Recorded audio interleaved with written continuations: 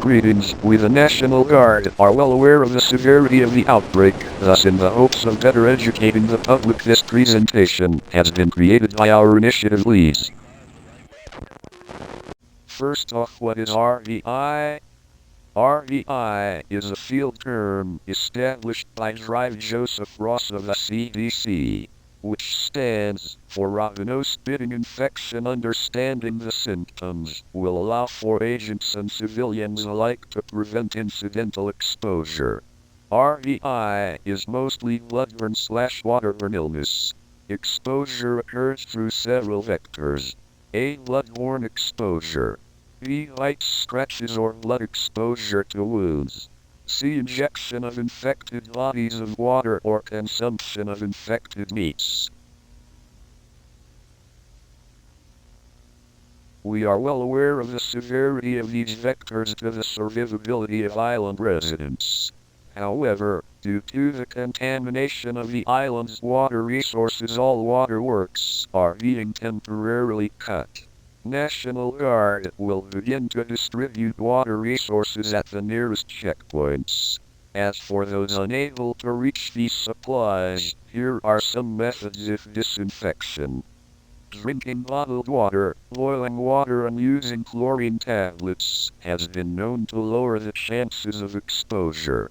Though complete isolation is advised, these options may not be available with dwindling resources and those located within more densely packed population centers. Due to the volatile nature of the infected, simply avoiding symptom-ridden may not be an option and defensive actions may need to be taken. Be aware that since ANY bodily exchange will occur within these confrontations, your survivability is a 99% fatality rate. Here are some methods used by local law enforcement and National Guard in combative measures towards hostile infected persons. 1.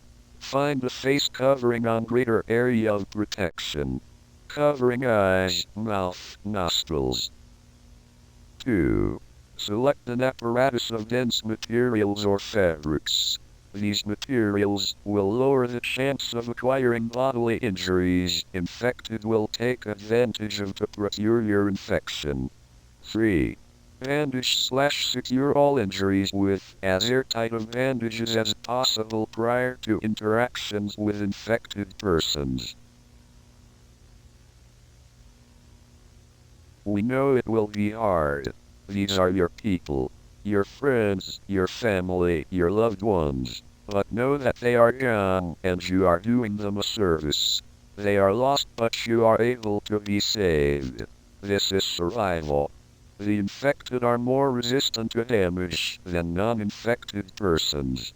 Due to their body's adaptations and constant flow of adrenaline, conventional injuries may not terminate the attacking subject. Direct damage to the brain or blunt force trauma has proven effective with dispatching infected persons. The symptoms of infection can be easy to spot within further stages. Stage 1 is minor fever accompanied by a metabolism shift causing the subjects to consume more food to sustain themselves as well as sensitivity to light.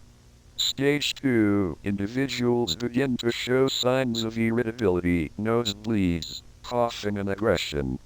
At stage 3, subjects will begin to complain of a tingling sensation or burning sensation below the skin. Subjects will scratch the skin until wounds appear in the attempt to relieve these senses. Stage 4, subjects will inflict bodily harm now under the influence of the infection. These injuries to the hands, body and eyes are all to aid in further infectious developments as well as increase susceptibility of others to host the infection.